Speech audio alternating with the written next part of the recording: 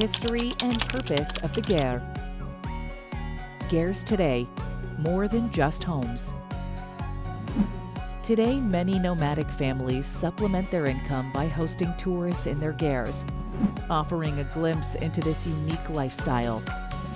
With limited job opportunities beyond herding, tourism provides an essential source of cash. Guests can experience everything from cooking over a wood fire to sleeping under thick felt walls, bringing the past and present together. Life in the Ger isn't luxury. Toilets range from open-air squat pits to basic holes in the ground to some surprisingly modern setups. Many families use simple pit latrines dug under the Ger.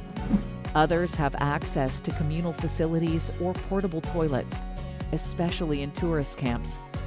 Sanitation remains a challenge in these remote areas, but each system reflects a balance between tradition, practicality, and modern needs.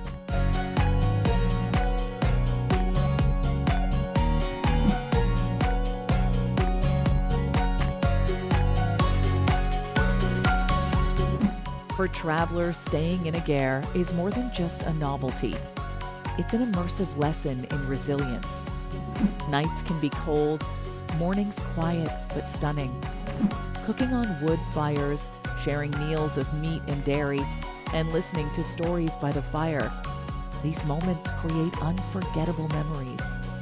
It's a chance to unplug, slow down, and connect with the raw beauty of Mongolia's landscape and its people.